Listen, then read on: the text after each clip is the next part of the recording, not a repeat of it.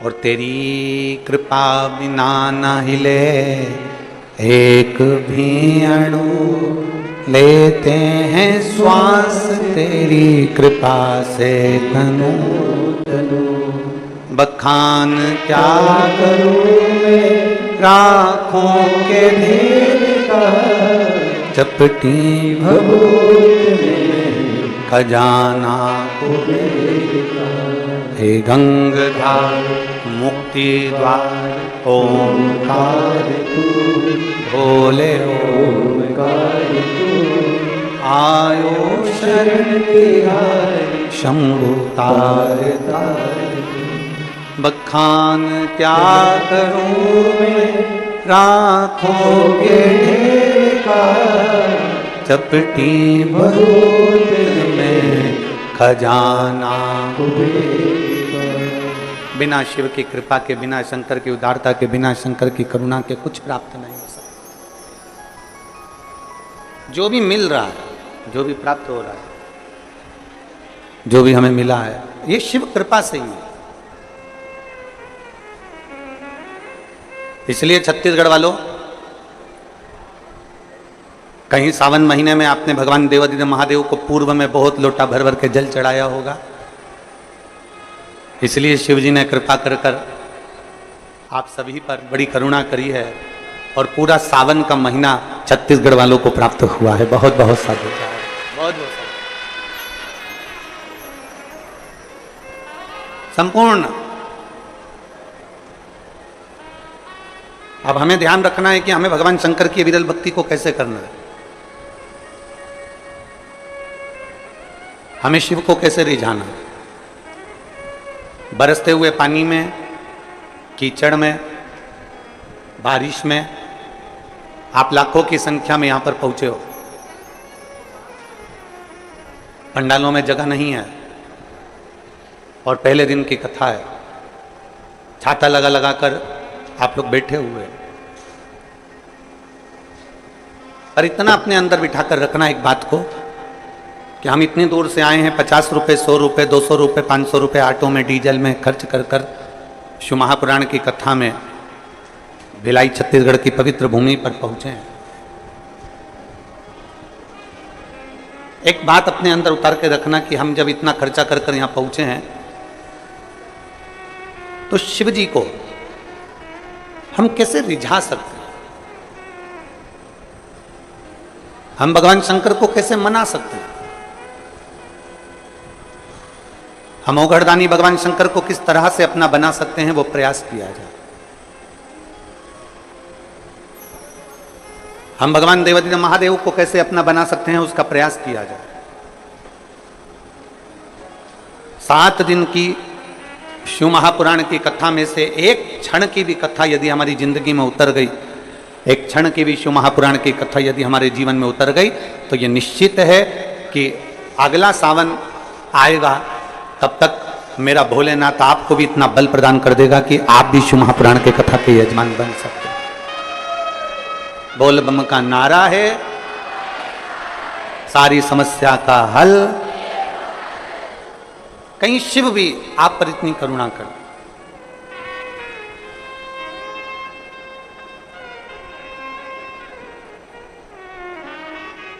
बहुत विश्वास लेकर कथा को सुनो, पूर्ण भरोसे के साथ शिव महापुराण की कथा सुनो, और जितने भरोसे और विश्वास के साथ में कथा सुनोगे उतना भगवान शिव कृपा करें।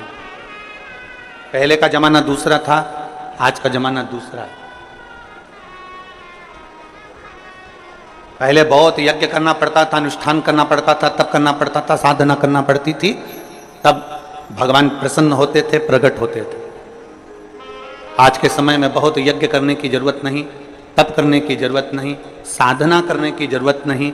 आज के जमाने में तो केवल भगवान शंकर को एक लोटा जल चढ़ाओ और बम बम भोले बोल दो, मेरा देवादिदेव महादेव तुम्हारे भंडार भरना प्रारंभ कर देता है। इतना सरल है। वो समय गया। पहले का समय और आज के समय में बहुत अंतर है। पहले जितने काम होते थे वो ऑफिस में किताबों पर, कॉपियों पर, रजिस्टर में लिख कर होते थे।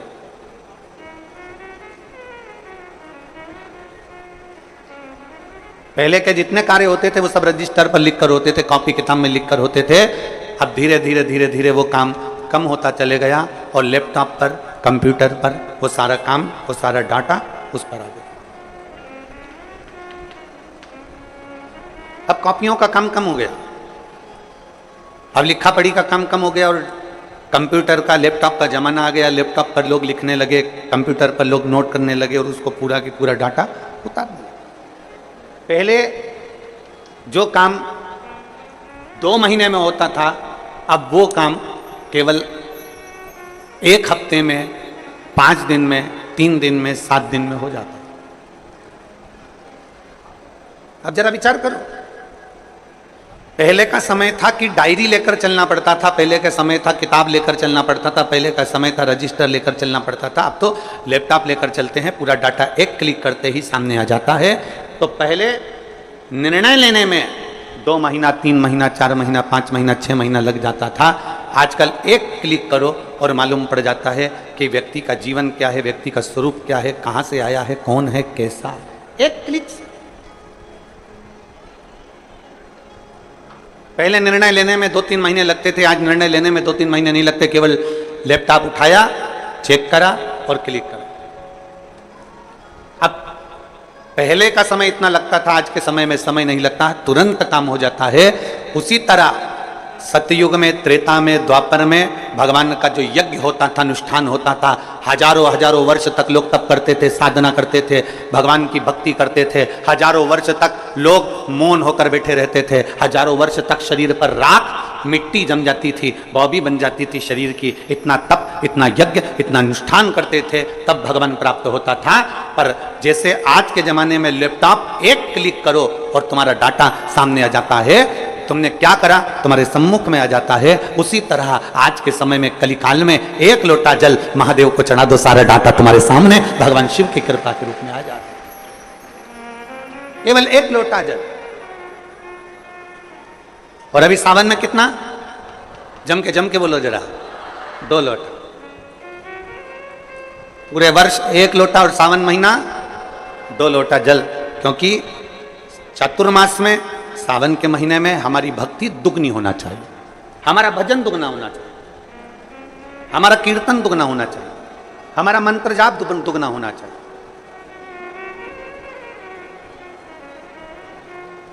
और मैंने तेरे ही भरोसे बाबा, तेरे ही भरोसे हवा बिच उड़ती जावांगी बाबा, डोर हत्तो छड़ना मैं कट्टी जावांगी।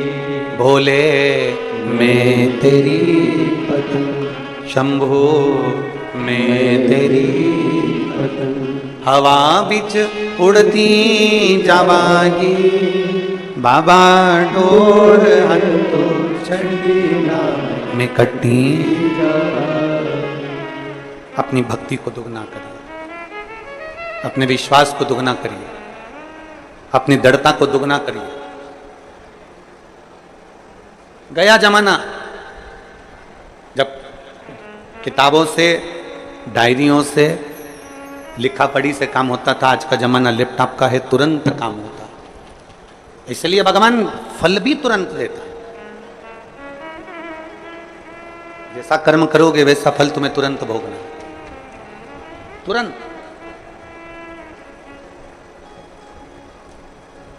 और बहुत विश्वास के साथ में ये सावन का महीना मिला है, बहुत विश्वास के साथ। छत्तीसगढ़िया जम के, जरा जम के, छत्तीसगढ़िया सबले बढ़िया। बहुत विश्वास के साथ में ये सावन का महीना मिला है। इस सावन के महीने में जितना जितना शिव की भक्ति कर सकते हो उतनी करो। आस्था चैनल के माध्यम से, फेसबुक, यूट्यूब के माध्यम से जितने शिव भक्त भगवान शिव की अविरल भक्ति को सावन के महीने में धारण कर रहे हैं, वो एक विश्वास के साथ,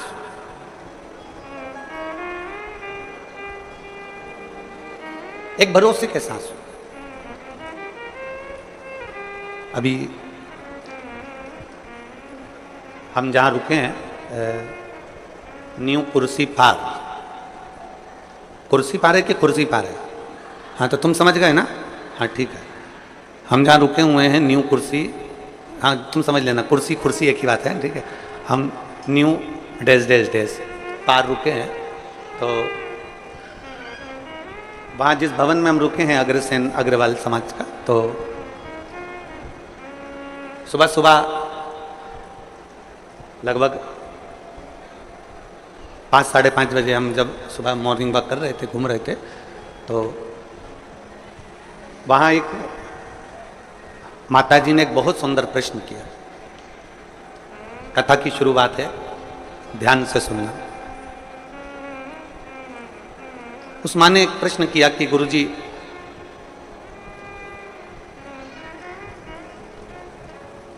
हम एक संस्था से जुड़े हैं और वो संस्था कहती है कि भगवान शंकर की पूजन मत करो, मूर्ति पूजन मत करो, शिव जी को जल मत चढ़ाओ, शंकर जी को अभिषेक मत करो, मूर्ति पूजन बंद करो। क्यों मूर्ति की पूजन करो? हम उस माता जी के पूरे शब्द सुनते जा रहे थे और अपना वो हाल में घूमते जा रहे थे। गुरुजी, हम जिससे जुड़े हुए हैं वो बोलते हैं कि मूर्ति पूजन मत करो, आप कहते हो कि शंकर जी को एक लोटा जल चढ़ाओ। हम जिनसे जुड़े हैं वो कहते हैं कि मूर्ति बाहर निकाल दो, घर से बाहर कर दो मूर्ति को, मूर्ति एक भी घर में नहीं होना चाहिए, और जितना बन सके उतना ध्यान लगाकर बैठे रहो भगवान का, भगवान तुमको मिलेंगे। मूर्ति बात।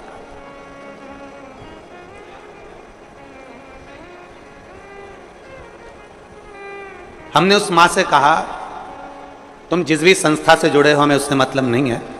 उसने तुमसे कहा कि मूर्ति बाहर कर दो, मूर्ति पूजन मत करो, ध्यान लगा कर बैठे रहो। हमने उस माँ से सुबह सुबह तो ये बात नहीं कही, क्योंकि उसने जो प्रश्न किया था वो सुबह सुबह उसका उत्तर देने के लिए हम नहीं दे पा रहे थे। इतनी सुबह से इस व्यर्थ की बात का क्या वर्णन कर? और अगर वो माँ वो बोल रही थी मैं कथा में आऊंगी कथा सुनने के लिए, तो अगर वो कथा में बैठी हो तो ध्यान लगाना उसको। जो तुमसे कह रहे हैं कि मूर्ति पूजन मत करो, जो तुमसे कहते हैं कि भगवान को बाहर निकाल दो, जो तुमसे कहते हैं कि मूर्ति को बाहर निकाल दो और ध्यान लगा कर बैठो, जितना कर सकते हो उतना ध्यान लगाओ, तो हम निवेदन करेंगे उनसे जाकर कहना कि तुम भी शादी मत करना, बच्चे मत करना, ध्यान लगाकर बैठ जाना कि मेरी लुगाई आई, मेरी पत्नी आई, हमारी शादी हो गई, हमारे 4 बच्चे हो गए, 2 5वीं में पढ़ रहे, 2 6 में पढ़ रहे। बस ऐसा ध्यान लगाकर बैठ जा। ध्यान लगाकर बैठने से पत्नी प्राप्त हो जाएगी क्या? जम के बोलो जरा। ध्यान लगाकर बैठने से बच्चे पैदा हो जाएंगे क्या? जम के बोलो जरा। ध्यान लगाकर बैठने से मकान बन जाएगा क्या? नहीं। ध्यान लगाकर बैठने से, तुम ध्यान लगा लो मकान बन गया, 4 मंजिल का बन गया, अटैच लेट बाथ लग गया, पलंग लग गया, सोफा लग गया, तो क्या मकान बन जाएगा? नहीं। उसके लिए तुम्हें ध्यान से हटकर थोड़ी परिश्रम करना पड़ेगा, तब मकान बन पाएगा। थोड़ा परिश्रम करना पड़ेगा तब जाकर कोई कार्य हो पाएगा। थोड़ा परिश्रम करना पड़ेगा तब तुम आगे बढ़ पाओगे। ध्यान रखना, जो कहते हैं कि मूर्ति पूजन मत करो, हम उनसे कहते हैं एक बार मेरे शंकर भगवान पे लोटा भर के जल चढ़ा कर देख, तू खुद अपने आप मूर्ति पूजन में लीन होता चला, अपने आप लीन होता। कोई लेट बनता है, कोई जल्दी बनता है, शिव को जल चढ़ाने वाला एक दिन सेठ जरूर बनता है। सेठ जरूर बनेगा, थोड़ा समय लग सकता है, थोड़ा समय लगेगा। एक पत्र है,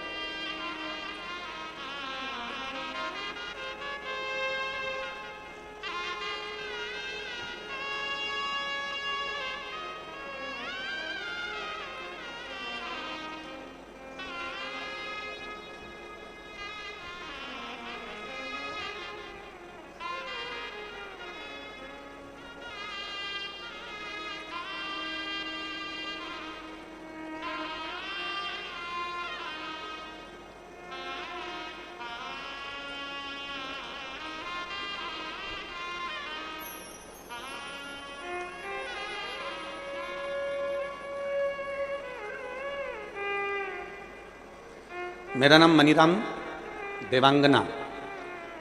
कहीं बैठे हैं मनीराम जी देवांगन? कहीं बैठे हो तो हाथ हिलाइएगा, आप ही हैं, ऐसा हाथ हिला दो। आ जाओ, एक बेलपत्र लेकर चले जाना। हाथ हिलाओ एक बार वापिस, आ जाइए। मेरा नाम मनीराम देवांगन है। मैं भाटापारा जिला बालोद बाजार, भाटापारा छत्तीसगढ़ का निवासी हूँ। मेरा मोबाइल नंबर ये है। एक लोटे जल का मैं क्या वर्णन करूँ। मैं कपड़े की फेरी लगाता हूँ। साइकिल पे कपड़ा बांधना, ले जाना, बेचना। 1 साल से मेरी कपड़े की फेरी ठीक नहीं चल रही। इतना दुखी हो गया कि भोजन के भी लाले पड़ने लगे। बड़ी मुश्किल से जिंदगी चलने लगी। अब करूं तो करूं क्या। एक दिन मेरे पिताजी ने मुझसे कहा कि तू एक काम कर। वो सियोर वाला महाराज कहता है कि शंकर जी पर अगर 1 लोटा जल चढ़ाओगे, उसको जल चढ़ाने वाला एक ना एक दिन सेठ जरूर बनता है। अब तू फेरी भी लगा, मना नहीं, पर पहले शिव जी को जल चढ़ा। मैंने अपने पिताजी के कहने पर, जो आपकी कथा दिन रात सुनते हैं, उनके कहने पर शंकर जी के मंदिर में जाना प्रारंभ करा। 1 लोटा जल चढ़ाना प्रारंभ करा। गुरुदेव 2-3 महीने तो मेरी फेरी जैसी थी वैसी ही रही, कोई अंतर नहीं आया। आखिरी में मैंने मंदिर जाना छोड़ा तो मेरे पिताजी ने कहा मंदिर मत छोड़, तो शिव जी के मंदिर में जा, झाड़ू पोछा लगा और 1 लोटा जल चढ़ा। अब मैंने मंदिर में सफाई करना प्रारंभ करी और मेरे बाबा का नाम लेकर जो जल शिव जी को चढ़ाता था वही मैं अपने कपड़े पर छीट देता था और कपड़ा लेकर साइकिल पर बांध कर चला जाता। आज मेरे बाबा ने ऐसी कृपा कर दी कि मुझे भी लाखों और करोड़ों में खिला दिया। मैं बाबा को धन्यवाद देने के लिए आया, मैं शिव को धन्यवाद देने के लिए आया। लाइन अच्छी लिखी है, आप और हम सब गुनगुनाते। खाली ना जाता कोई दर से तुम्हारे, खाली ना जाता कोई दर से तुम्हारे, मैं भी खड़ी हूँ नदी बारी पछारे, अपने हृदय से लगा लो, गिरा जा रहा हूँ, उठा लो, भोले अपने दर से अब तो ना टालो, गिरी जा रही हूँ, उठा लो। कोई लेट बनता है, कोई जल्दी बनता है, पर शिव को जल चढ़ाने वाला एक दिन सेठ। थोड़ा समय लग सकता है, थोड़ा समय लगेगा, थोड़ा समय लग सकता है, पर यदि तुम्हारा विश्वास पक्का है, यदि तुम्हारा भरोसा पक्का है, यदि तुम्हारी दृढ़ता पक्की है, आपका भरोसा यदि पक्का है, विश्वास यदि पक्का है, हम तो कहेंगे कबाड़ा बेचने वाला हो, फल का ठेला लगाने वाला हो, पान की दुकान लगाने वाला हो, चाहे छोटे से छोटा काम करने वाला व्यक्ति भी हो, और अगर वो शंकर जी के मंदिर में जाकर 1 लोटा जल चढ़ा रहा है, सफाई कर रहा है, तो ये विश्वास मानना 2 महीना, 3 महीना, 4 महीना, 6 महीना, 1 साल इंतजार जरूर करना। मेरा बाबा तुम्हारा वो जल चढ़ाने वाला हाथ एक दिन पकड़ लेगा और तुमको खींच कर आगे बढ़ा ही देगा, ये निश्चित है। थोड़ा समय लग सकता है,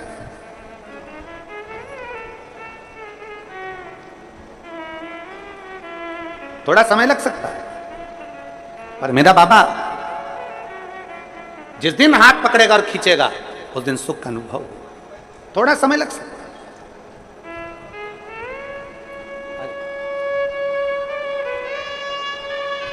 एक विश्वास, साइकिल पे कपड़ा बांध कर बेचने वाले के लिए भी शंकर ऐसी अविरल भक्ति पैदा कर दिया कि उस बच्चे ने लिखा है कि मुझे भंडार भरकर इतना दे दिया मेरे बाबा ने कि मुझे कमी।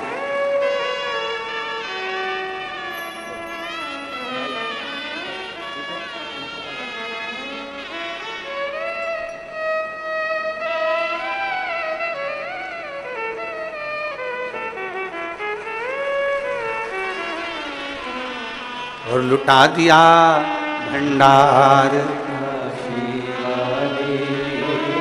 कर दिया माला। अपने भरोसे को बढ़ाना है हमें, अपने विश्वास को बढ़ाना है हमें। सावन के महीने में हमें कुछ नहीं करना, बस इतना ही करना है कि हमारा विश्वास कितना शंकर के प्रति जा सकता है।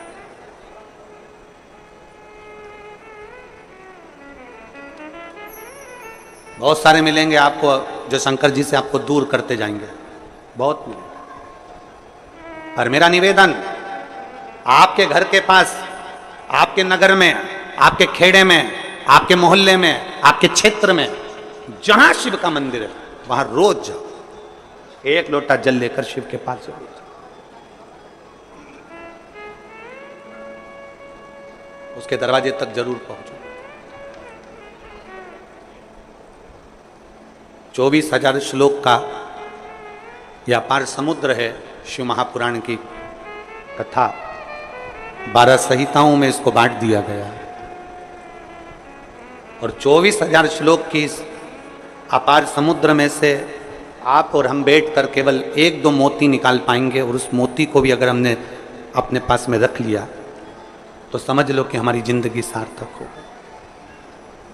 ज्यादा हम नहीं निकाल पाए। शिव महापुराण में से मात्र 1-2 मोती, 7 दिन की कथा में से हमको वो अनमोल मोती निकालना है। वो मोती हमारी जिंदगी की सार्थकता को उत्पन्न करे। और जिसने 2 मोती निकाल लिए उसका जीवन सार्थक। हमें ध्यान देना है कि हमारा मन, हमारा चित्त भगवान की ओर स्थिर हुआ कि नहीं। गेहूं पिसवाते हो? अरे बोलो तो जम के तो बोलो। पिसवाते हो? रोटी बनाते हो? खाते हो? गेहूं की पीसने की जो चक्की होती है ना, उसमें 2 पार्ट लगे होते हैं। एक पार्ट फिक्स और दूसरा पार्ट, जम के बोलो, घूमता रहता है। चक्की का जो एक पार्ट होता है वो एकदम फिक्स होता है, एकदम जमा हुआ होता है, दूसरा पार्ट घूमता रहता है, तब जाकर वो गेहूं चावल पिसाता है। और अगर दोनों पार्ट घूमने लगेंगे तो पिसाएगा क्या? चक्की का एक पार्ट स्थिर है और दूसरा पार्ट घूम रहा है।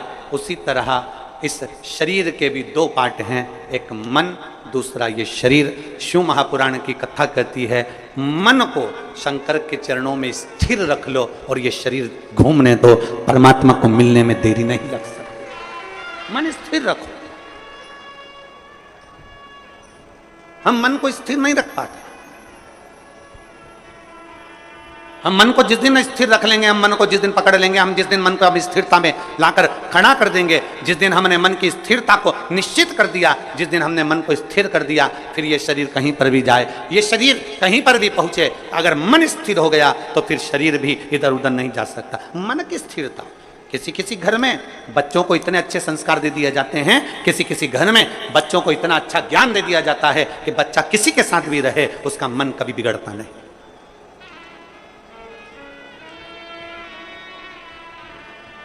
वो बच्चा कभी नहीं बिगड़ता। कितनी सुंदर बात कही है।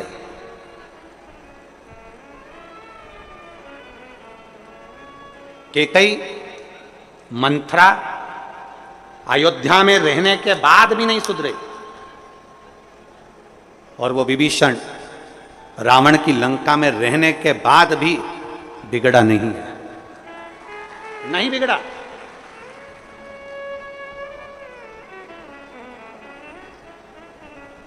वो लंकापति रावण की लंका में रहने वाला वो विभीषण भगवान की विरल भक्ति में डूबा रहा और उस मंथरा को इतना समझाया गया, मंथरा को इतना इतना कहा गया, कैकेयी को इतना समझाया गया, माता कैकेयी से इतना इतना कहा गया, पर वो सुधरने को तैयार नहीं, वो संवरने को तैयार।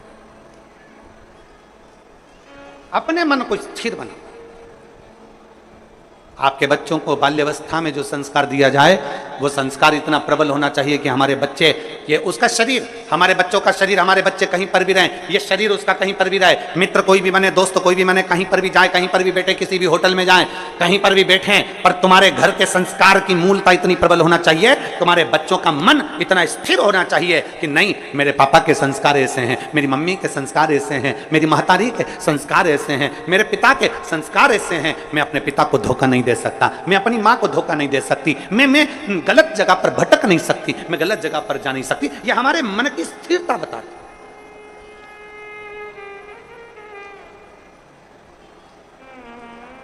आज का जो माहौल चल रहा है ना, ये मेरी जीजियों और मेरे जितने जीजा बैठे हैं वो भी सावधानी से सुने। आज का जो माहौल चल रहा है, मोबाइल का नेटवर्क मालूम पड़ जाता है कि कहां है, मोबाइल का नेटवर्क मालूम पड़ जाता है कि कहां है, पर घर के बच्चों का नेटवर्क मालूम नहीं पड़ पाता कि वो कहां है। हमारे बेटे का नेटवर्क कहां चल रहा है, हमारी बेटी का नेटवर्क कहां चल रहा है, हमारी बेटा का नेटवर्क कहां तक है, हमारी बेटी का नेटवर्क कहां तक है, हमारे बच्चों का नेटवर्क कहां तक है, किसकी संगत में, कौन दोस्त, कौन सहेली, कहां जा रही है, कहां ले जा रही है, कहां बैठ रही है।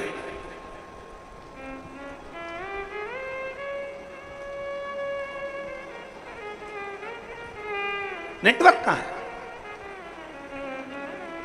गुरु नानक देव जी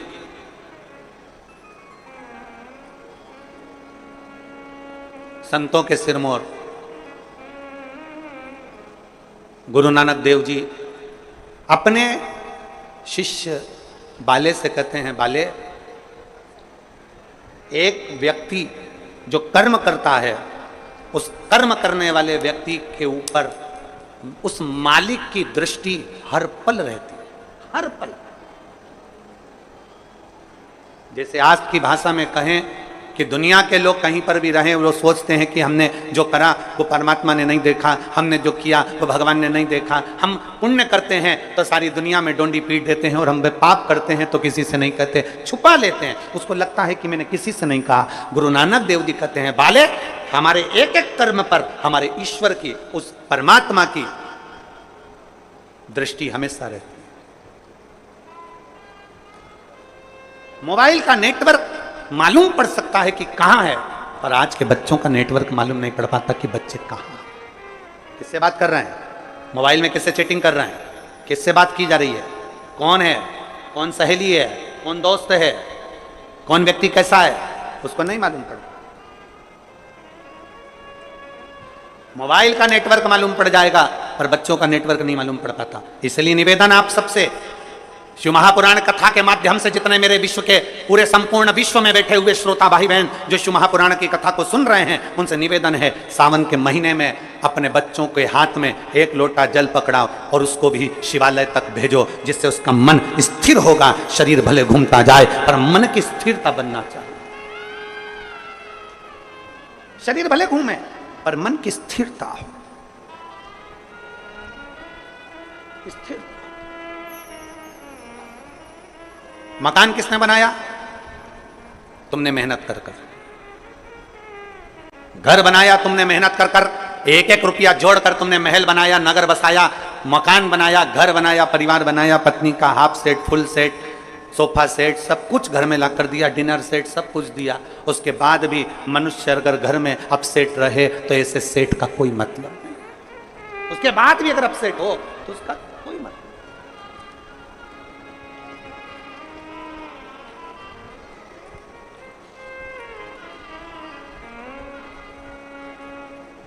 शादी में अभी हम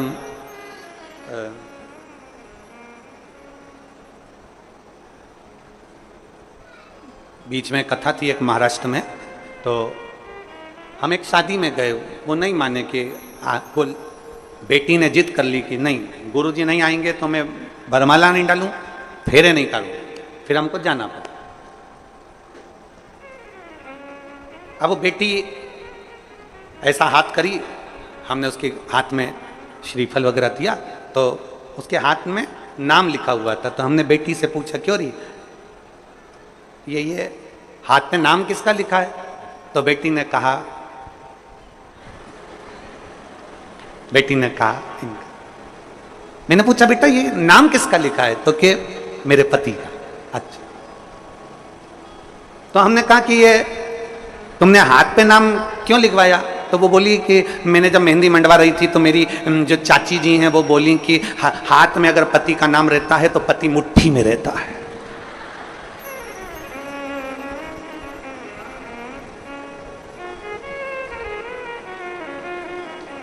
तो फिर हमने कहा, बेटा फिर तो पति की जगह सास का लिखाना था, फिर पति का क्यों? अगर हाथ पे नाम लिखने से पति मुट्ठी में आ जाए तो सास का नाम लिखाती कि सास मेरी मुट्ठी में हो जाए। देख, हमने उस बेटी से कहा, देख, संसार में किसी को मुट्ठी मुट्ठी में करने का प्रयास मत करो। प्रयास करो कि मेरे हाथ से सब छूटे रहें और मेरा महादेव मेरे हाथ में पकड़ा रहे, बस इससे ज्यादा। मेरा देवाधिदेव महादेव मेरे हाथ से पकड़ा, मेरा शिव मेरा बना रहा है, उससे ज्यादा मुझे कुछ नहीं चाहिए। हम संसार के लोगों को अपना बनाने का प्रयास कर रहे हैं, हम संसार के लोगों को अपना बनाने का प्रयास कर रहे हैं, हम संसार के लोगों को अपना जोड़ने का प्रयास कर रहे हैं, हम संसार के लोगों को ये विचार करते हैं ये परिवार, नाते, रिश्ते, कुटुंब, कबीले सब मेरे बनते चले जाएं। शिव पुराण कहती है हम जितना जितना संसार के लोगों को अपना बनाने का प्रयास करेंगे ये हमसे दूर हटते चले जाते हैं। इसलिए प्रयास ये करो कि हमारा शिव, हमारा शंकर, हमारा ओघड़दानी, मेरा देव अधिदेव महादेव, मेरा शंभु, मेरा त्रिकालदर्शी, मेरा शिव हमारा बन जाए, बाकी की दुनिया भले जाए तो जाए। और शंभु शरणे पड़ी मांगू घड़ी रे, दुख काटो दया करीन दर्शन। शंभु शरणे पड़ी मांगू घड़ी रे, दुख काटो दया करी ने दर्शन। हम शिव को अपना बना, हम शंकर को अपना बना।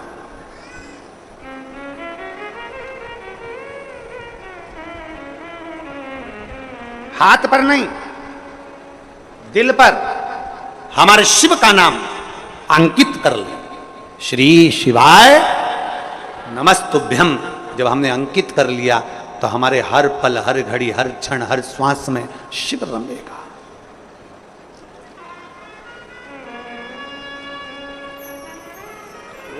कावड़ देना,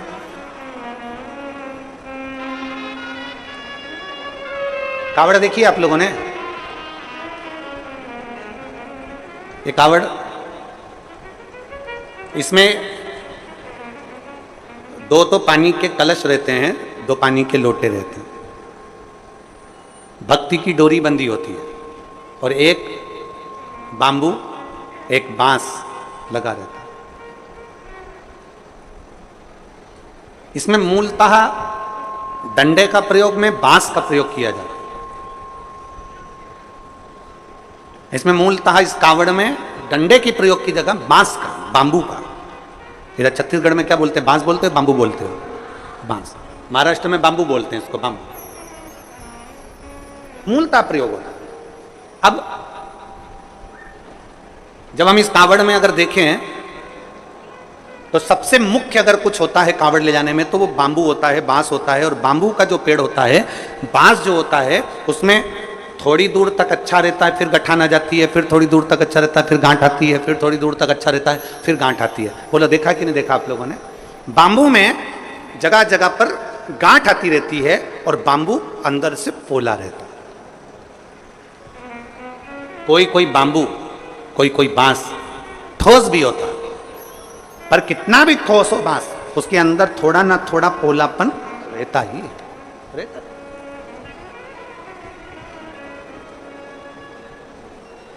शादी में, विवाह में, जन्म में, मरण में, मृत्यु के समय पर भी बांबू का, बांस का प्रयोग किया जाता है आखिरी तक। और कांवड़ चढ़ाने के लिए भी जिस बांस को पकड़ा जाता है, जिस बांबू को पकड़ा जाता है, जिसमें दो कलश बंधे होते हैं, उसको हम पूरे समय अपने हाथ में, कंधे पर, दोनों कंधे पर किसी भी तरह से उसको लेकर सावन के महीने में शंकर जी के पास जाते। उसका कारण क्या है? क्यों, किस लिए? और बोलते बोलते जा रहे हैं, बोल बम बोल बम बोल बम बोल बम बोल बम बोल बम बोल, बोलते बोलते।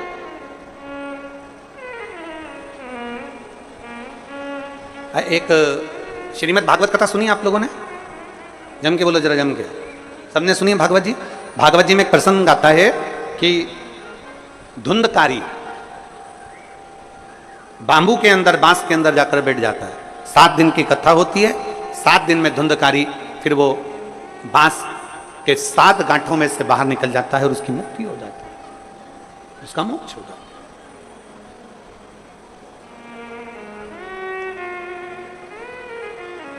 एक बांस कंधे पर लिया, 2 लोटे, 2 कलश उसमें बंधे, और उसको हमने पकड़कर बोल बम बोल बम बोल बम बोल बम बोलते बोलते चल। आखिरी में हम जो बांबू पकड़े हैं, जो बांस पकड़े हैं, वो बांस की महत्वता सावन के महीने में क्यों हो जाती है? क्यों कावड़ बांबू पर ही बांध कर ली जाती है? उसका कारण क्या है? उसका केवल एक कारण है, हे देवाधिदेव महादेव, इस बांबू में गांठें हैं। और सरलता में जाइए, देखो बहुत बहुत सरलता में जाइएगा। हमारे भारत की भूमि के जो जगत गुरु शंकराचार्य जी हैं, वो भी अपने हाथ में दंड रखते हैं, वो भी बांबू, वो भी बांबू, वो भी बांस।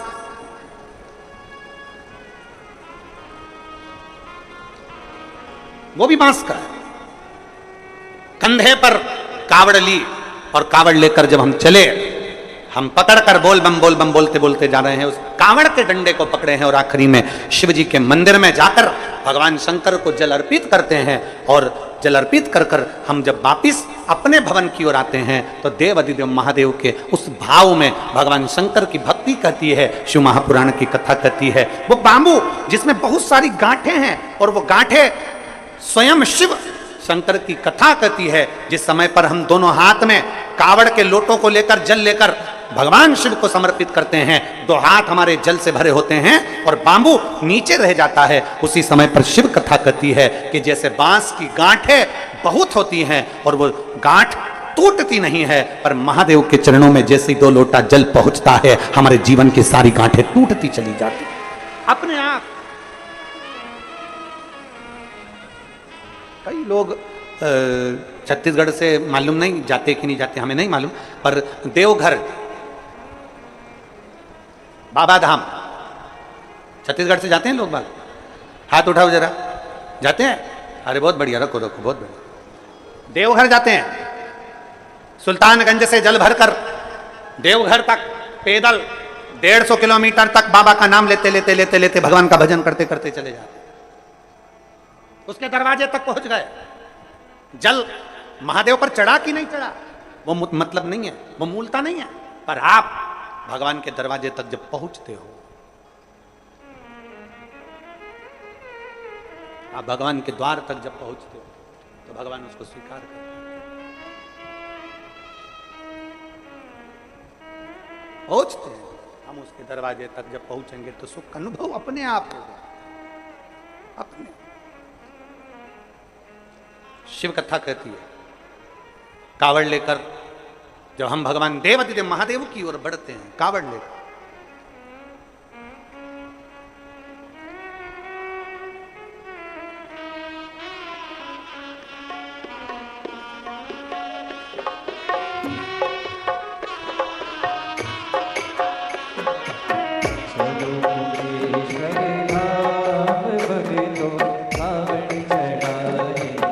चलो कुबेश्वर धाम चल कर, चलो कुबेश्वर धाम चल कर कावड़ चढ़ाए, चलो कुबेश्वर धाम कावड़ चढ़ाए मेरे भोले को रिझाए, कावड़ चढ़ाए मेरे भोले को रिझाए, कावड़ चढ़ाए शिव शंकर को रिझाए, कावड़ चढ़ाए शिव शंकर को रिझाए। अरे चलो कुबेश्वर धाम चल के कावड़ चढ़ाए, चलो कुबेश्वर धाम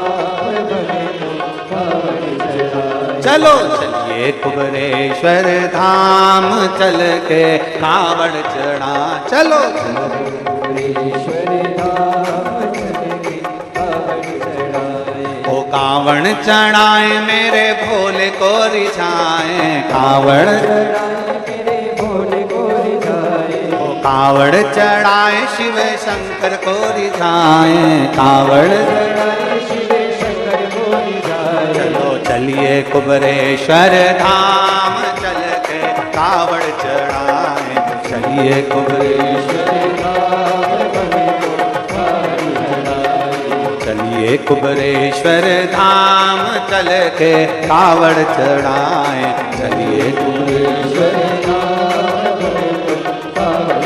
बड़े भाव से।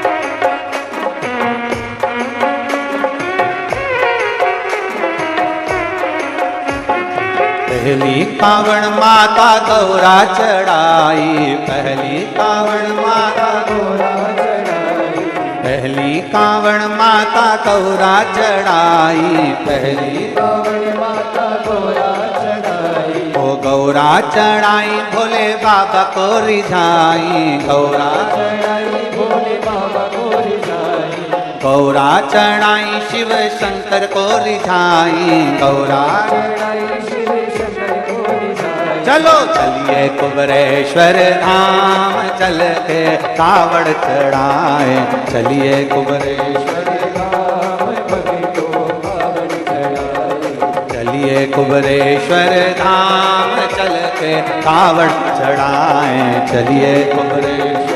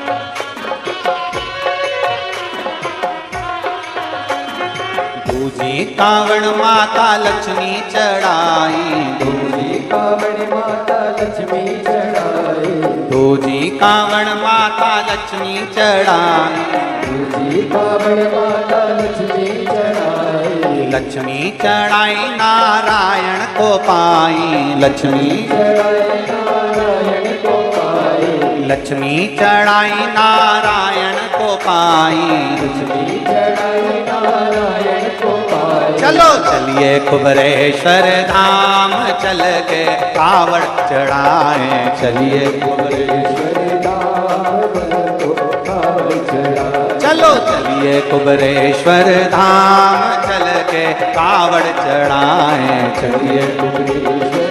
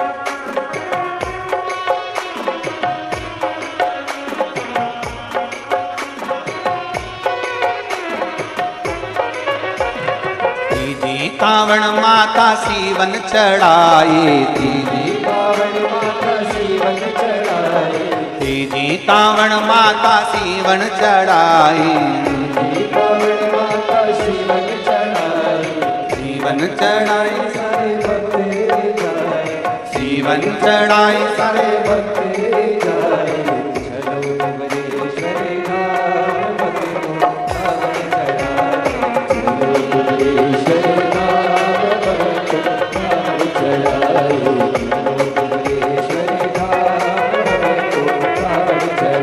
चलो, चलिए कुबरेश्वर धाम चल के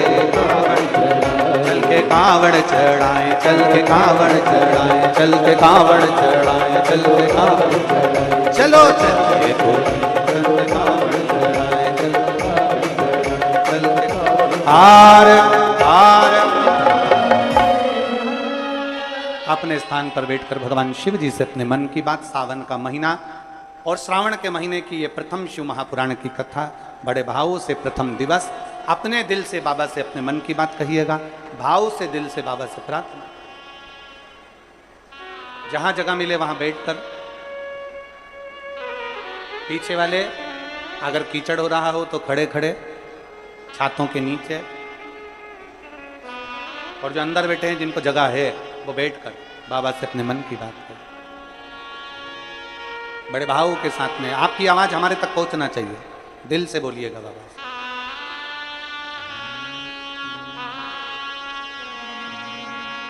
श्री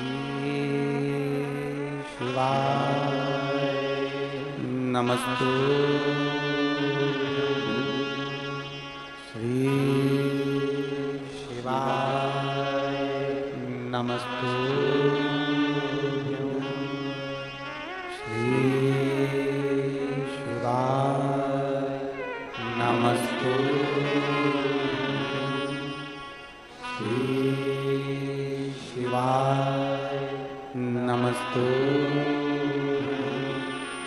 श्री शिवाय नमस्तु।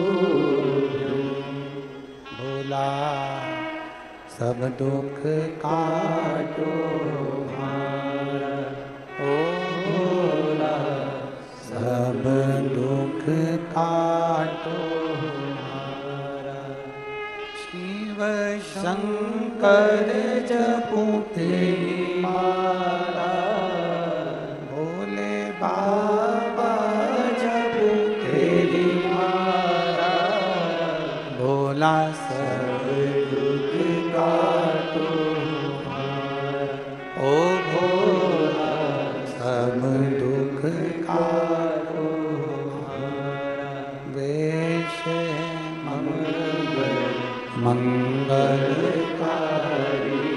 वेश मंगल मंगलकारी शमशान वासी हमारा, शमशान वासी हमारा, ओ भोला सब दुख काटो हमारा, ओ भोला सब दुख काटो हमारा। भगवान देवती महादेव भगवान शिव की कथा कहती है। सावन के महीने में विश्वास के साथ में जो हम भगवान की कावड़ लेकर जाते हैं, उसमें जो डंडा लगा होता है वो बाम्बू का होता है, उसमें भी गांठें होती है, वो गांठें खुल जाती है। कहते हैं शिव के नजदीक जैसे जैसे पहुंचते हैं वैसे वैसे हमारी जिंदगी की गांठें खुलती चली जाती। शिव महापुराण में एक देवराज नाम का ब्राह्मण है, महात्म में कथा थी, एक देवराज नाम का ब्राह्मण, ब्राह्मण कुल में जन्म जरूर ले लिया पर ब्राह्मण जैसा कर्म नहीं कर पाया।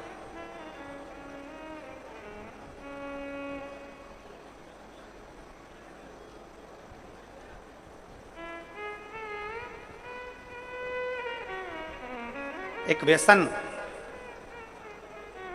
एक वासना, एक निंदा। ब्राह्मण भले ब्राह्मण कर्म कर रहा है कि नहीं कर रहा है, शास्त्र पढ़ रहा है कि नहीं पढ़ रहा है, वेद पुराण पढ़ रहा है कि नहीं पढ़ रहा है, भगवत भजन कर रहा है कि नहीं कर रहा, मूल वो नहीं है। व्यसन, वासना और निंदा। ब्राह्मण अगर ये तीन चीजों से दूर है, कौन कौन सी तीन चीजें, जम के बोलो जरा। पहले नंबर पर है व्यसन, कोई गलत व्यसन में तो नहीं पड़ा है, मांस मदिरा गलत चीज, कोई बहुत मालूम पड़े व्यसन में डूबा रहता हो तो ऐसा ब्राह्मण की मूलता नहीं। व्यसन, वासना, पर स्त्री को मां के तुल्य देखे, पर कन्या को बेटी के तुल्य देखे, उसके नेत्रों में कहीं वासना ना हो। एक व्यसन, दूसरा वासना और तीसरे नंबर पर है निंदा।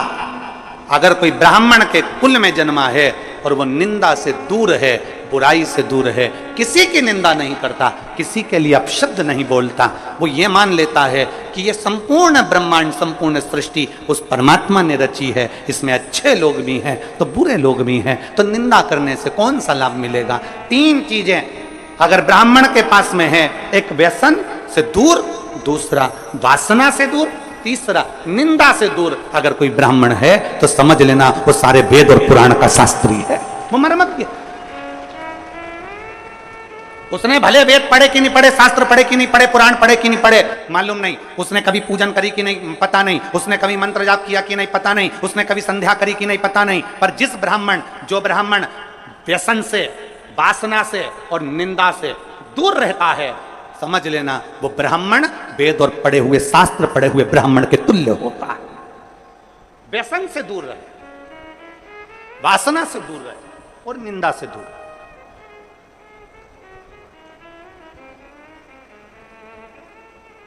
व्यसन, वासना और निंदा से जो दूरी बना लेता है, समझ लो वो श्रेष्ठ है, वो श्रेष्ठ।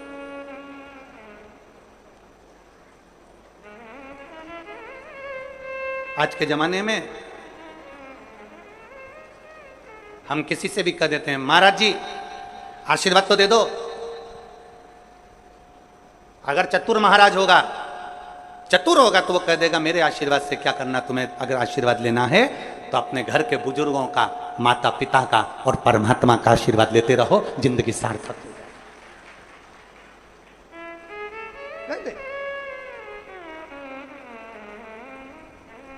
व्यसन में डूबा हुआ कितना बड़ा भी विद्वान क्यों ना हो, कितना बड़ा भी वेद पाठी क्यों ना हो, कितना बड़ा भी शास्त्रों का मर्मज्ञ जानने वाला क्यों ना हो, अगर व्यसन में डूबा है तो वो श्रेष्ठ नहीं। कितना बड़ा भी मर्मज्ञवान हो, कितना बड़ा भी वेद पाठी हो, कितना बड़ी विद्वत्ता हो, अगर वो वासना में डूबा है तो वो श्रेष्ठ नहीं। लंकाधिपति रावण के पास में इतनी विद्वत्ता थी, इतना विद्वान था, इतना ज्ञानी था, इतना ज्ञानी था, इतनी विद्वत्ता लंकाधिपति रावण के पास में थी कि सारे मंत्र, सारी साधना, सारे तप सब कुछ लंकाधिपति रावण जानता था, पर व्यसन में भी रावण डूबा रहा, वासना में भी रावण डूबा रहा, और निंदा में भी रावण डूबा रहा। इसलिए कोई दिया जलाने वाला नहीं बचा, समाप्त हो गया। आप भले वेद ना पढ़िए, आप भले शास्त्र ना पढ़िए, आप बड़े मर्मज्ञ मत बनिए, आप बड़े विद्वान मत बनिए, पर ब्राह्मण के 3 लक्षण अगर आपके अंतर्गत हैं, आप व्यसन से दूर हो, आप वासना से दूर हो, आप निंदा से दूर हो, किसी की निंदा आपके मुख पर नहीं आती, किसी की बुराई आपके मुख पर नहीं आती, समझ लेना कि कहीं ना कहीं आप शंकर का एक रूप धरकर पृथ्वी पर आए हो, कहीं ना कहीं राम का एक रूप रखकर आप मृत्यु लोक में आए हो, कहीं मेरे कृष्ण ने आप पर कृपा करी तो कहीं अपने अंश को भूमि पर भेज दिया। अगर इन 3 चीजों से आप दूर हो, आपकी भक्ति, आपका विश्वास, आपकी दृढ़ता, बराबर। एक पत्र है,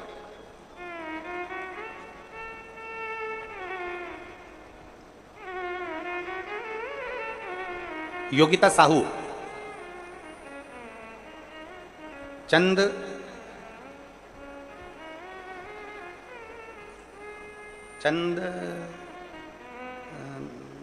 खूरी लिखा है कि बुरी लिखा है वो पता नहीं है, हम चैनल पे दिखा देते हैं, तुम खुद पढ़ लेना और तुम समझ जाना कि यही लिखा है, ठीक है। कैमरे वाले भैया जरा आओ तो जरा इनको बताओ क्या लिखा हुआ है। मैं योगिता साहू, चंद, अब तुम पढ़ लेना, फिर दुर्ग, ठीक है। खुरी खुरी, हाँ चंद खुरी, हाँ ठीक है, समझ गए। हर हर महादेव। मैं योगिता साहू, चंद खुरी, दुर्ग से। कहीं बैठी हो तो हाथ हिला सकती हैं। योगिता साहू कहीं बैठी हैं चंदखुरी से तो हाथ हिला सकती हैं। मैं बाबा का क्या वर्णन करूं गुरुदेव। कहीं बैठी हो और अगर बच्चे को लाई हो, इधर बैठी हैं क्या, बच्चे को लाई हो तो लेकर आ सकती हैं, ले आओ। मैं भोले बाबा का क्या वर्णन करूं गुरुदेव।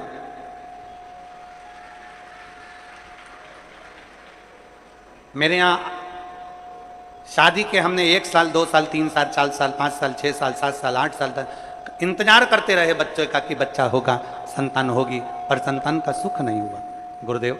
कई वर्ष निकल गए और संतान का सुख प्राप्त नहीं हुआ। तब हमारे किसी रिश्तेदार ने कहा कि पंडाल में बैठकर शिव महापुराण की कथा अगर सुनी जाती है और जो मांगा जाता है वो प्राप्त होता है। हमने विचार करा अब हमें कहाँ शिव महापुराण की कथा सुनने को मिलेगी। वो सीहोर वाला बाबा तो इतनी दूर दूर कथा करने जाता है, हमारे क्षेत्र में कहाँ कथा करने आए। तभी हमें सूचना मिली कि भिलाई में एक कथा होने वाली थी। उस समय पर हम भिलाई की कथा को सुने, लॉकडाउन का समय, हमने भिलाई की कथा को सुना। पंडाल में बैठकर बाबा से विनती करी और बाबा ने ऐसी कृपा करी गुरुदेव कि बाबा की कृपा से 8 साल के बाद मेरे घर में बाबा ने संतान का सुख दिया है। मैं बाबा को यहाँ प्रणाम करने के लिए 8 वर्ष के बाद मुझे मेरे बाबा ने संतान दी। गुरुदेव एक बात कहना चाहती हूं, जब संतान नहीं होती है ना तो लोग एक स्त्री को, एक नारी को दोष देते हैं, पर मेरे भोले बाबा से विनती है आप जो अपनी भाषा में कहते हो वो एक बार इस व्यासपीठ से जरूर कहना। हम जो भोले बाबा से कहते हैं आपको मालूम होगा, एक ही चीज कहते हैं कि मेरे बाबा किसी स्त्री की गोद खाली मत रखना और किसी पुरुष की जेब खाली मत रखना। स्त्री की गोद खाली रहती है। लॉकडाउन के समय पर हमने कथा सुनी और बाबा से इस पंडाल में बैठकर बाबा से भिलाई की कथा में मांगा था कि हमारे घर औलाद हो जाए, और बाबा ने 8 साल के बाद हमें कथा, बाबा ने संतान दी। स्त्री की गोद खाली रहती है तो लोग ताना देते रहते हैं, अपशब्द कहते रहते हैं, ना जाने क्या क्या बोलते रहते हैं। और पुरुष की जब जेब खाली रहती है तो दुनिया के लोग गिनते नहीं है, ठोकर मार देते, ठोकर मार देते। दोनों चीजों में ताने मिलते हैं साहब, दोनों चीजों में। एक पत्र और है, दीप्ति साहू, कोडिया दुर्ग। दीप्ति साहू कहीं बैठी हैं कोडिया दुर्ग से, आप ही हैं? बच्चा आया है क्या साथ में? ले आओ इसको भी, ले आओ। गुरुजी हमारी शादी को कई वर्ष बीत गए थे, संतान के लिए तरस रहे थे। तब हमारे पास वाली आंटी ने हमसे कहा कि तू सफेद आंकड़े की जड़ का प्रयोग कर शंकर जी के मंदिर में 1 लोटा जल चढ़ाना प्रारंभ कर। हमने शिव जी के मंदिर में 1 लोटा जल चढ़ाना प्रारंभ करा, सफेद आंकड़े की जड़ का प्रयोग करा।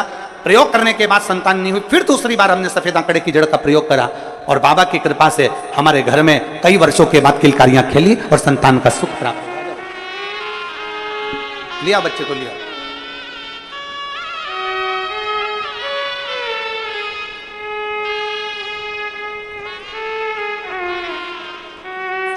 प्रणाम करो, प्रणाम करो।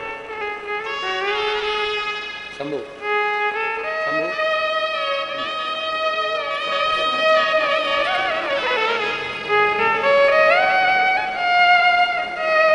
खुश हो जाते, अब रोने का नहीं, अब खुश होने का।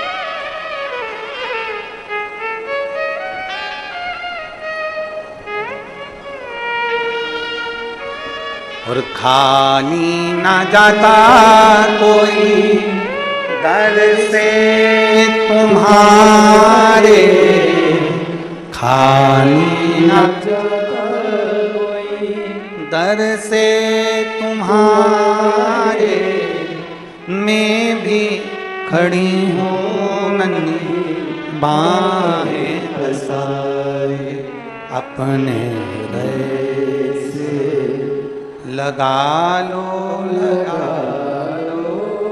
गिरा जा रहा हूँ, उठा लो भोले अपने दर से, अब तो ना टालो, गिरी जा रही हूँ, उठा लो। एक विश्वास, एक भरोसा, एक दृढ़ता हमारे भीतर।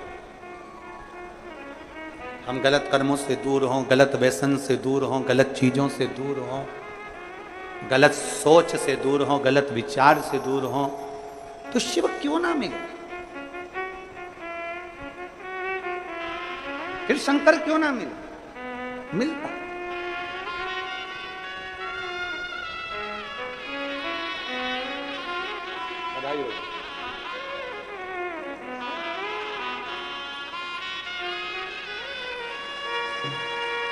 शंभू शंभू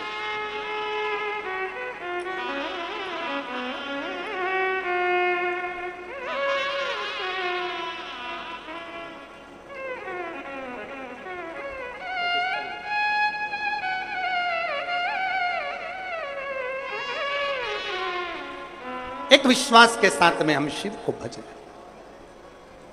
सावन के महीने में हमें केवल इतना ही करना है कि अपने अंदर शंकर जी के प्रति विश्वास जागृत करना, शिव के प्रति एक भरोसा जागृत करना। फिर आपको कुछ नहीं करना है। हमने पहले भी कहा, शंकर भगवान को 1 लोटा जल चढ़ाने वाला कहीं पर भी चले जाए, वो मेरे शंकर की दृष्टि से दूर नहीं रहता, शिव की दृष्टि उस पर पड़ी ही रहती है। देवराज नाम का ब्राह्मण कर्म से वंचित था, और ये 3 चीजें, व्यसन, वासना और निंदा, उसमें तीनों थी। वो व्यसन में भी डूबा रहता था, वासना में भी डूबा रहता था और निंदा में भी डूबा रहता था। एक बहुत सुंदर बात शिव महापुराण की कथा कहती है, कोई निंदा करने वाला कितने भी वेद और पुराण और शास्त्रों का वाचन कर ले, उसके मुख से सुनी हुई पुराण कथा भी हमारे जीवन का कल्याण नहीं कर पाती। व्यसन और वासना में डूबे हुए व्यक्ति के मुख से कितना भी प्रवचन सुन लो, वो हमारा कल्याण नहीं कर सकता, वो हमारा कल्याण नहीं कर सकता। आज के जमाने में डुप्लीकेट ना जाने कितने सारे बाबाओं का ढेर लगा पड़ा हुआ है। सावधानी की बहुत जरूरत है, बहुत जरूरत। फिर निवेदन है, पानी पियो छान और गुरु करो जान। नहीं तो आज के जमाने में गुरु फिरे बाजार में, हमसे दीक्षा लो नरक पड़ो चाहे स्वर्ग जाओ, माल हम ही को देव। आज का जमाना ऐसा हो गया। आज के जमाने में तुम्हारे को कोई नहीं कहेगा कि तुम्हारा उद्धार हो रहा है कि नहीं हो रहा, कल्याण हो रहा है कि नहीं हो रहा, अविरल भक्ति प्राप्त हो रही कि नहीं हो रही, भजन मिल रहा है कि नहीं मिल रहा, स्मरण मिल रहा है कि नहीं मिल रहा, मंत्र जाप, नाम जाप, कीर्तन, शिव नाम, भगवान की भक्ति में डूब रहे कि नहीं डूब रहे, उन्हें कोई मतलब। आप अपनी भक्ति में डूबने का प्रयास करो। अभी गुरु पूर्णिमा महोत्सव में गुरु महादेव शिव महापुराण की कथा में कहा था, इंसान को गुरु बनाने से पहले अपने अंदर एक विश्वास प्रकट कर कर शंकर भगवान के शिवलिंग को छूते हुए ईश्वर को अपना गुरु बनाने का प्रयास करो, क्योंकि इंसान कब गड़बड़ कर जाए पता नहीं, पर ईश्वर कभी गड़बड़ी नहीं करता। वो जो रचता है वो श्रेष्ठ ही रचता है। ईश्वर को बनाओ। माया सबको भरमाती है, माया किसको नहीं पकड़ती। एक चेला और एक गुरुजी जा रहे थे, नदी में बहाव था। चेले ने गुरुजी से कहा, गुरुजी एक कम्मल बेरा है। कम्मल जिसको लोग रात्रि को सोते हैं उड़कर, कम्मल बह रहा है पानी में। गुरुजी ने कहा कहाँ है? वो देखो वो पानी में बह रहा है। गुरुजी ने कहा कम्मल तो अच्छा। चेला कहने लगा, गुरुजी जाऊं कम्मल लेने? गुरुजी ने कहा मत जा बेटा, कम्मल लेने के लिए क्या करना, अपने पास कम्मल की ढेरी लगी हुई है, क्या करेगा कम्मल लाके? नहीं गुरुजी, कम्मल लेने तो जाऊंगा। गुरु का कहना चेले ने नहीं माना, नदी में कूद गया, कम्मल लेने के लिए गया। जैसे कम्मल लेने के लिए वो गया, कम्मल लेकर आने लगा, कम्मल पकड़ लिया। उसको नहीं मालूम था कि ये कम्मल नहीं है, ये तो कोई भालू पानी में बह रहा था। तो भालू ने उस शिष्य को पकड़ लिया, अब वो छोड़ नहीं रहा। गुरुजी घाट पे से चिल्ला रहे, बेटा कम्मल छोड़ दे। शिष्य चिल्ला कर कह रहा है, गुरुजी मैंने तो कम्मल को छोड़ दिया पर कम्मल मुझे नहीं छोड़ रहा है। तो भालू ने पकड़ लिया, मैंने कम्मल को छोड़ दिया पर कम्मल मुझे नहीं छोड़ रहा है। बस यही संसार है। इस संसार में माया जब पकड़ती है तो किसी को नहीं छोड़ती है, चाहे वो कोई भी हो। इसलिए शिव पुराण कहती है, पार्वती जी ने शिव जी को गुरु बनाया था, गणेश जी ने शिव जी को गुरु बनाया था, नंदी ने शिव जी को गुरु बनाया था, लक्ष्मी जी ने शिव जी को गुरु बनाया था, नारायण ने शिव जी को गुरु बनाया था। सारे देवताओं का क्रम उठाकर देख लिए, सबने महादेव को गुरु बनाया। तो हम भी हमारे देवादिदेव महादेव का मात्र स्पर्श कर कर उसको गुरु बना सकते। शिव को स्पर्श कर, शिव का स्मरण कर।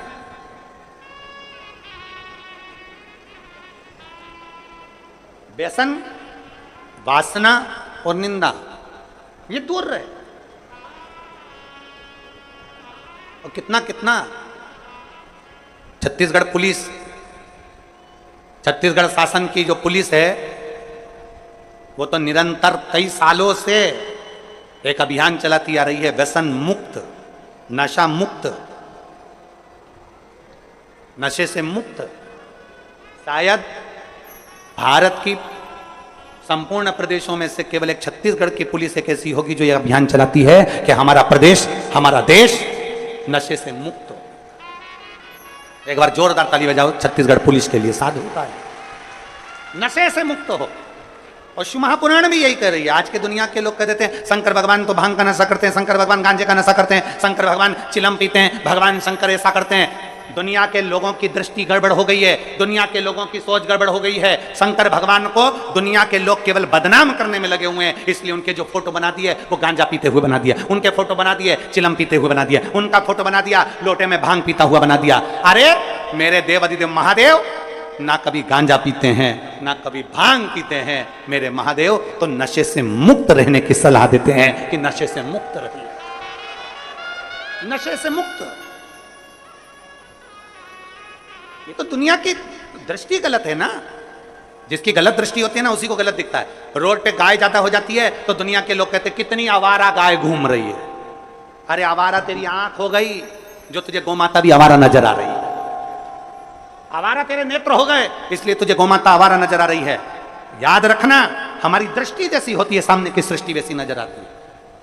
नीला चश्मा लगाओगे तो नीला दिखेगा, काला लगाओगे तो काला दिखेगा, पीला चश्मा लगाओगे तो पीला दिखेगा, गुलाबी लगाओगे तो गुलाबी दिखेगा। जैसा चश्मा आंखों में चढ़ा रहेगा वैसा दिखेगा। हम जैसे हैं वैसे हमको सब नजर आते हैं। गौ माता कभी आवारा नहीं होती, हमारी दृष्टि आवारा हो गई। दूध निकाला छोड़ दिया, रोडों पर फिर रही है, कचरा खा रही है, पॉलीथीन खा रही है और उसकी दशा बिगड़ रही है। कहीं से तो गुजारा करेगी, कहीं से तो पेट भरेगी गौ माता। वो आवारा नहीं है, आवारा हमारी दृष्टि है।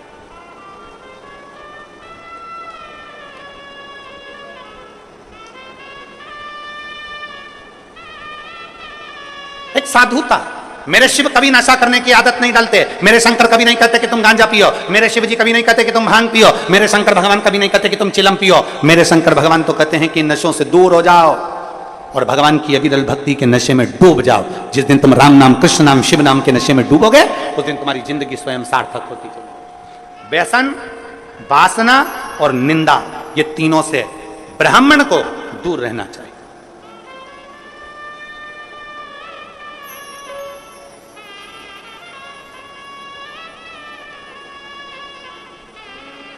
कई लोग कहते हैं ब्राह्मण की पहचान होती है यज्ञोपवीत से, कई लोग कहते हैं ब्राह्मण की पहचान होती है तिलक से, कई लोग कहते हैं ब्राह्मण की पहचान होती है शिखा से। पर शिव महापुराण की कथा कहती है ये तीन से ब्राह्मण की पहचान तो होती है, पर तीन चीजें ब्राह्मण को परमात्मा से मिला देती है। एक व्यसन से मुक्ति, एक वासना से मुक्ति और एक निंदा से मुक्ति। ये तीन चीजें परमात्मा से मिला, व्यसन, वासना और निंदा, ये दूर हो जाता। पर देवराज नाम का ब्राह्मण व्यसन से दूरी नहीं बना सका, देवराज नाम का ब्राह्मण वासना से दूरी नहीं बना सका, देवराज नाम का ब्राह्मण निंदा से दूरी नहीं बना सका। इसने घेर रखा था और ऐसा घेरा कि देवराज एक दिन चोरी का धन लेकर आ रहा था, चोरी का धन उसके पास में था और वो चोरी का धन उसके साथ में किसके लिए ला रहा था? देवराज चोरी किसके लिए कर रहा था? देवराज को चोरी की जरूरत क्या पड़ गई? पेट भरने जितना तो मेरा भोलेनाथ सबको देता है, पेट भरने जितना तो मेरा बाबा सबको देता है, क्योंकि उसने संकल्प लिया है कि मृत्यु लोक में मैंने तुझे जन्म दिया है तो तेरे पेट भरने की जवाबदारी मेरी है। पर याद रखना, पेट भरने जितना मैं दूंगा, तेरा परिवार जितना बढ़ता चले जाएगा, उतना उतना तेरे धन की व्यवस्था में करते चले जाऊंगा, उतना उतना तेरे भोजन की व्यवस्था में करते चले जाऊंगा, सब कुछ मैं दूंगा। पर जब तू गलत जगह पर जाएगा, गलत सोच रखेगा, गलत दृष्टि रखेगा, तो गलत जगह से फिर धन आएगा और गलत जगह से धन आएगा तो वो तुझे बर्बाद कर दे, वो तुझे नष्ट कर दे, वो तुझे तकलीफ दे दे।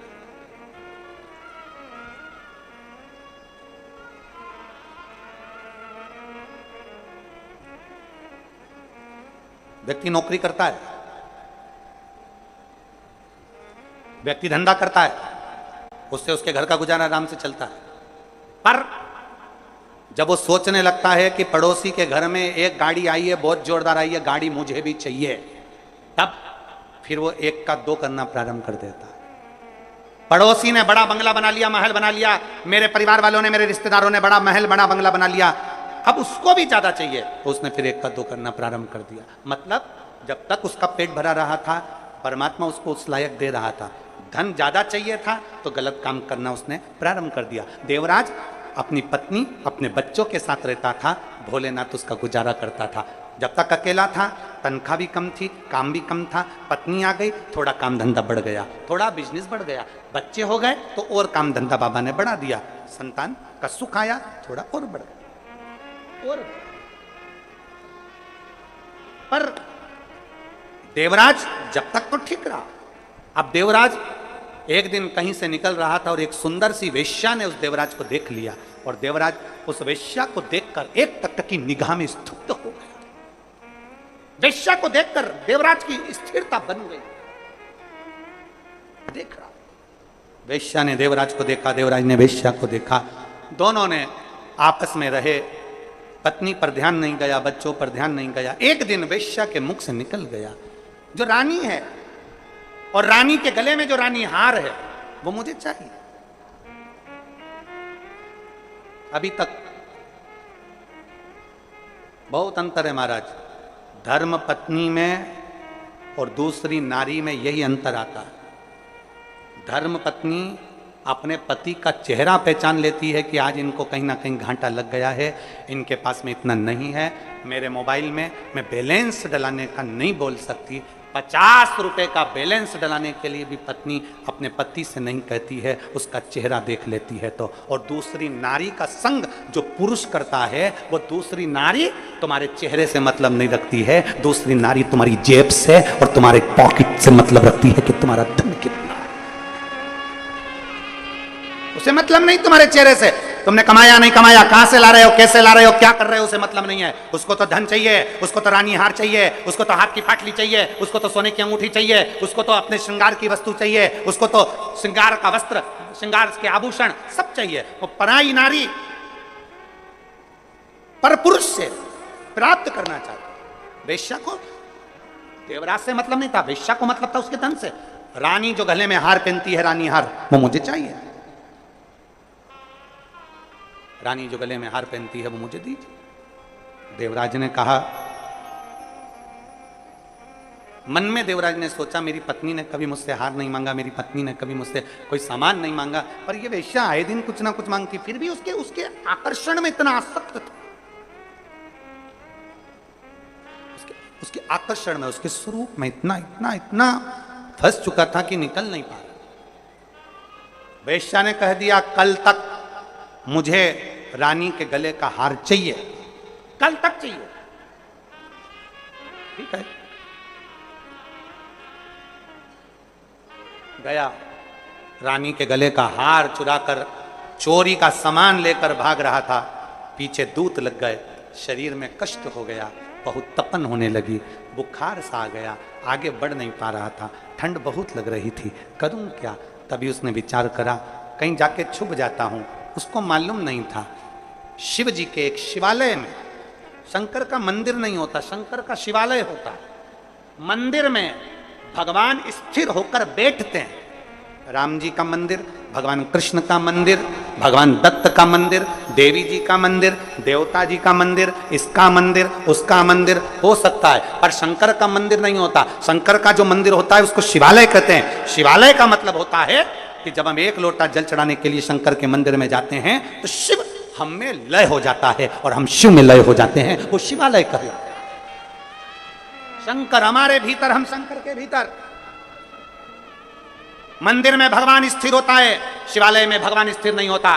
शंकर के मंदिर में नंदी बाहर होता है। प्रतिदिन शाम का समय प्रदोष काल में शंकर भगवान पार्वती को लेकर नंदी पर बैठकर रोज अपने भक्तों के घर घूमने के लिए जाते हैं, उनको आशीर्वाद देने के लिए जाते हैं। वो शिवालय, शिव मंदिर नहीं।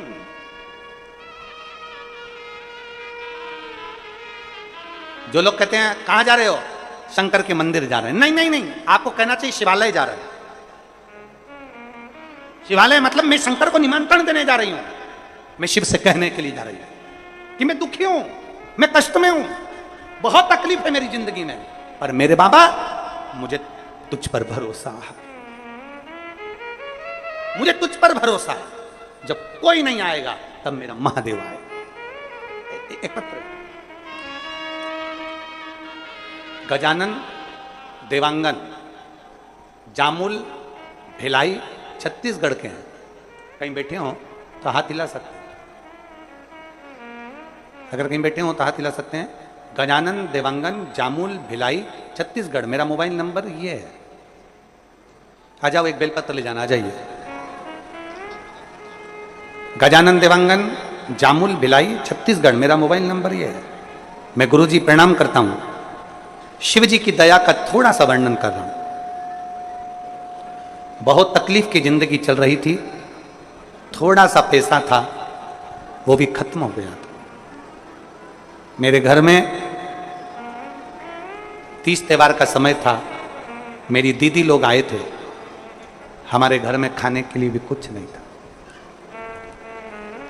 मेरे बच्चों को मिलाकर, मेरी दीदी के बच्चों को मिलाकर 6 से 8 बच्चे इकट्ठे हो गए थे।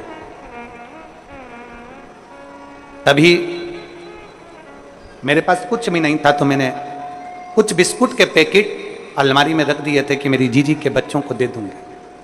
इतना भी हमारे पास में नहीं था कि हम किसी को सही से भोजन करा सके। बिस्कुट के पैकेट निकाले, दीदी के बच्चों को दे दिए। मेरा बच्चा मेरे पास में दौड़ कर आकर बोला, माँ हमको भी बिस्कुट चाहिए, और बिस्कुट इतना था नहीं, कैसे देते।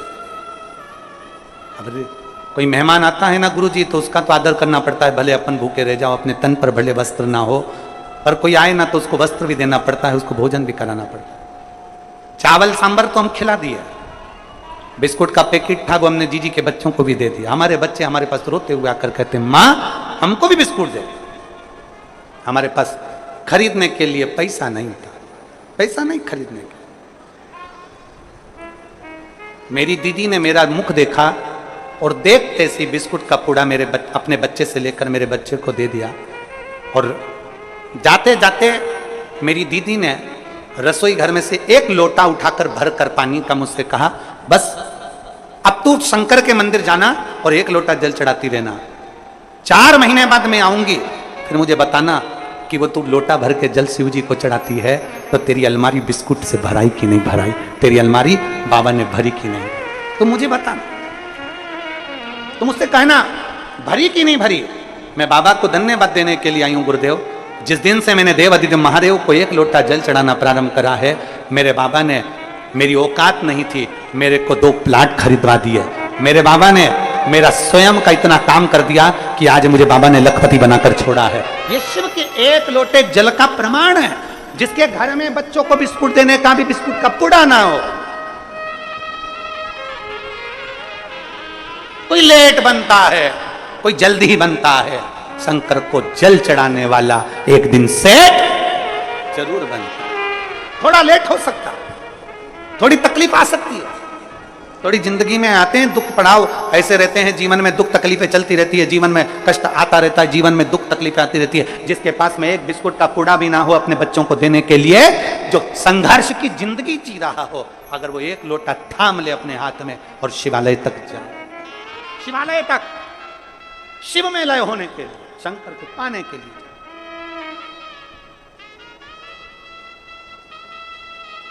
शिव को अपना महाराज। एक लाइन बहुत अच्छी लगी है, नीचे वाली लाइन बहुत अच्छी है। शिव के सिवा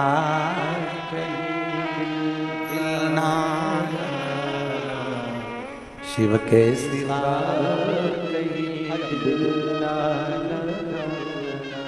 वरना पड़ेगा तुझे आंसू बहाना, वरना पड़ेगा तुझे आंसू बहाना। शिव के सिवा कहीं दिल ना लगाना, शिव के सिवा कहीं दिल ना लगाना। शिव के मंदिर अगर शिवालय तक पहुंच रहे हो तो वो शिव की कृपा से।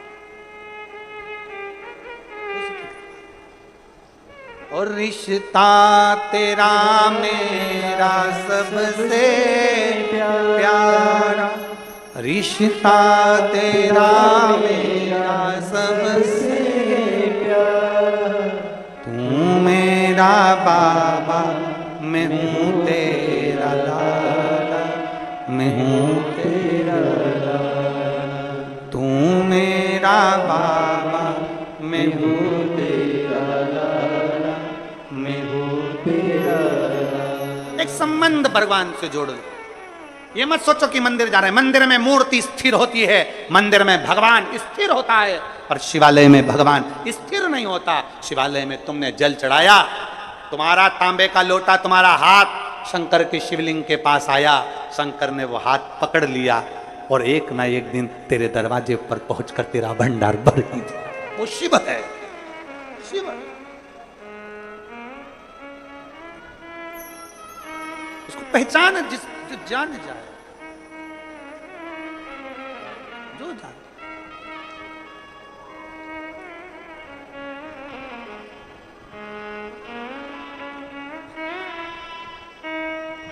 जिसने जान लिया जान।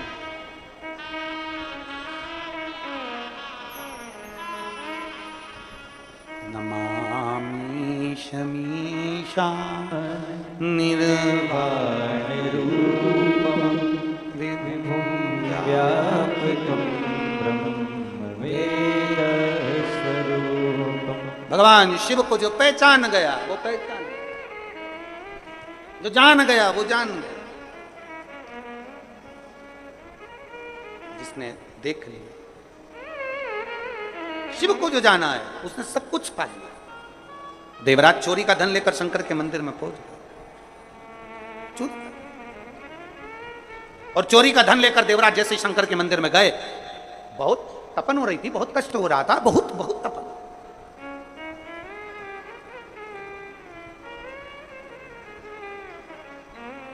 अंदर शिवालय में कोई शिव महापुराण की कथा कर रहा था। शिवालय, ब्राह्मण देवता चिल्ला रहे थे, हर हर, जरा दोनों हाथ उठाकर हर हर। कोई शिव भक्त जिसके दिल में शिव बैठ जाए, बहुत बड़ी बात। हम ये बोलबम सेवा एवं कल्याण समिति इसको धन्यवाद देते हैं, बोलबम कल्याण एवं सेवा समिति को धन्यवाद देते हैं, और दया सिंह जी आपको भी धन्यवाद देते हैं।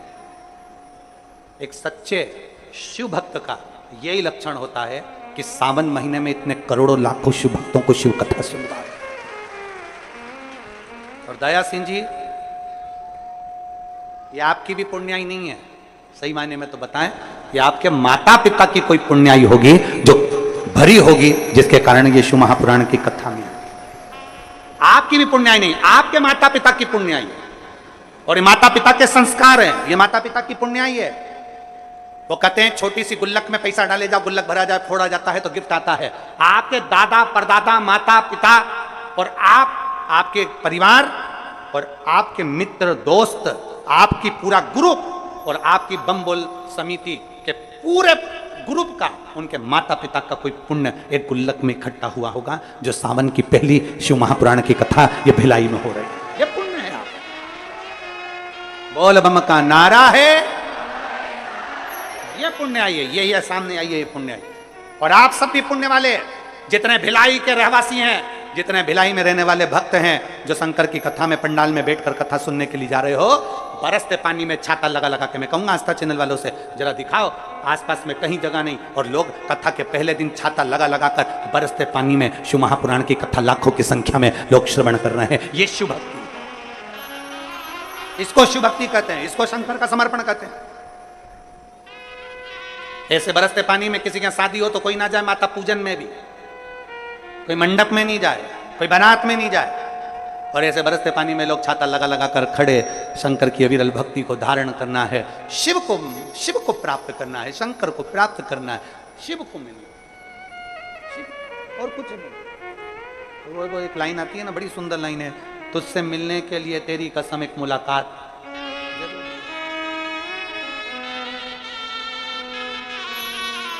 और मेरे भोले तेरा सहारा है, मेरे भोले तेरा सहारा है, मेरी नैया का तो किनारा है, मेरी नैया का तो किनारा है। मेरे बाबा तुझे पुकारा है, मेरे बाबा तुझे पुकारा है, मेरी नैया का तो किनारा है, मेरी नैया का तो किनारा।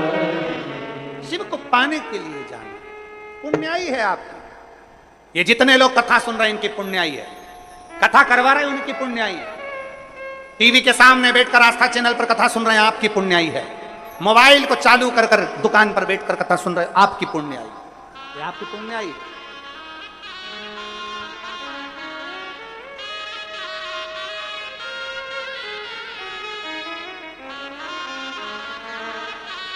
और ये सहज देवराज शिवालय तक पहुंच गए। किसकी पुण्याई थी देवराज के? शंकर के मंदिर तक, शिवालय तक जाना पुण्याई कैसे? एक कथा आती है राजा बलि की विष्णु पुराण में। राजा बलि के दरवाजे पर श्रीमद् भागवत में आता है कि भगवान भिक्षा मांगने के लिए गए। सुनी कि नहीं सुनी आप लोगों ने? 3 पग भूमि मांगी थी राजा बलि के दरवाजे पर बामन भगवान।